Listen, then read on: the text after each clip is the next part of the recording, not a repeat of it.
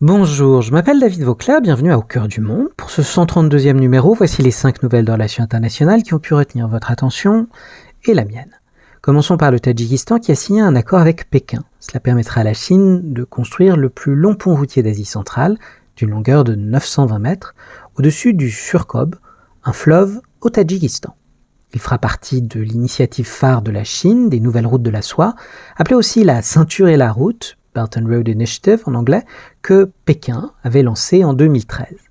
Les Tadjiks ont été l'une des premières nations à signer cet accord. Poursuivons plus longuement par ce dont tout le monde parle. Le changement dramatique, certains diraient tragique, de diplomatie américaine après la désastreuse conférence de presse de Zelensky à la Maison-Blanche, qui s'acheva par le départ d'une délégation ukrainienne humiliée par le président et le vice-président américain.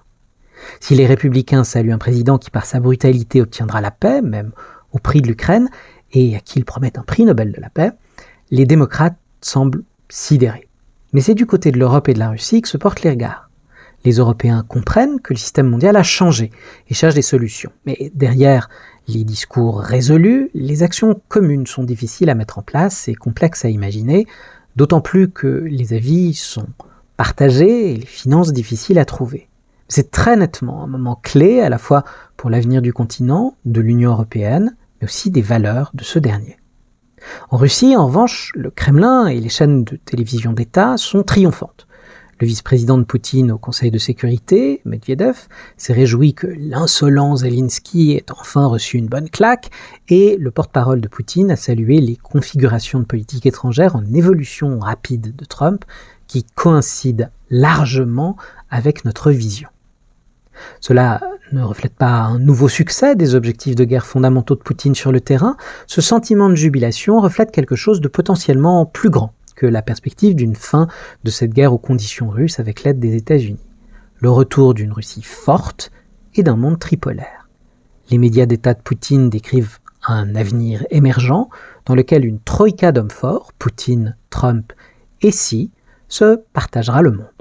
Annalena Baerbock, la ministre des Affaires étrangères de l'Allemagne, a résumé la situation en disant que désormais, nous vivons dans un monde dans lequel la force de la loi est remplacée par la loi du plus fort.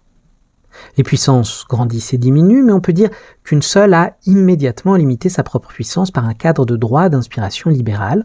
Ce sont les États-Unis qui, après la Seconde Guerre mondiale, ont animé le développement de l'ONU, du droit international, d'un système commercial fondé sur des règles. Bref, le monde que nous connaissons. Leur idée de base était qu'un jour une autre puissance allait émerger et que les intérêts américains à long terme étaient mieux servis en érigeant au préalable des garde-fous de base et crédibles. Il y a longtemps que les gens ont prédit la fin de cet ordre, ou l'affaiblissement du leadership américain en son sein.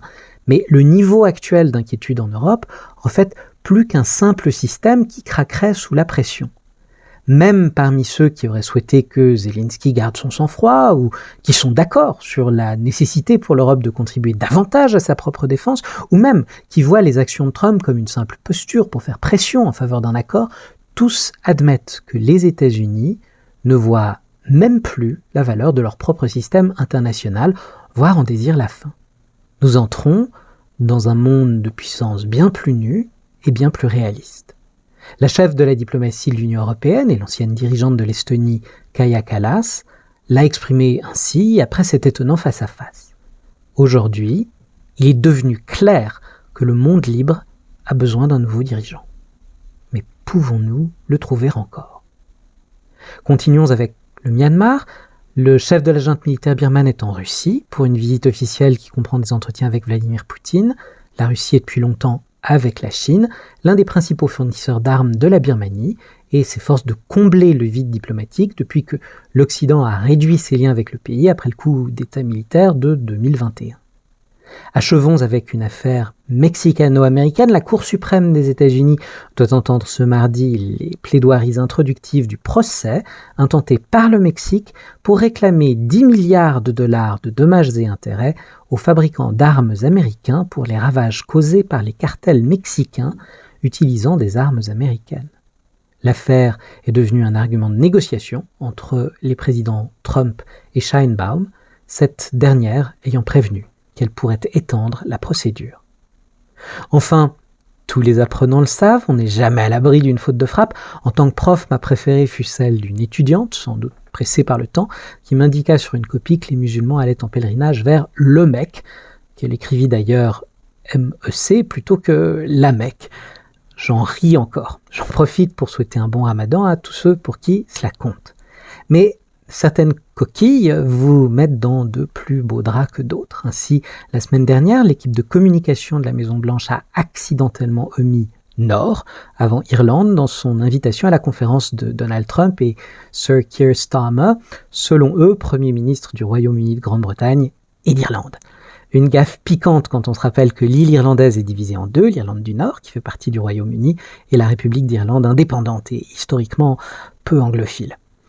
Et voici pour ce 132e numéro. N'oubliez pas que local et international se mêlent toujours plus et que de nombreux sujets s'entrecroisent. Pour bien comprendre notre actualité, je vous encourage donc à deux choses.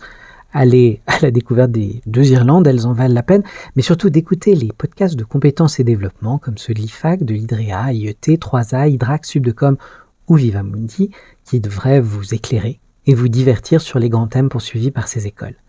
Et une fois ces écoutes achevées, espérant que tout cela vous aura intéressé, n'hésitez pas à approuver, commenter et partager les numéros qui vous auront plu, c'est toujours apprécié.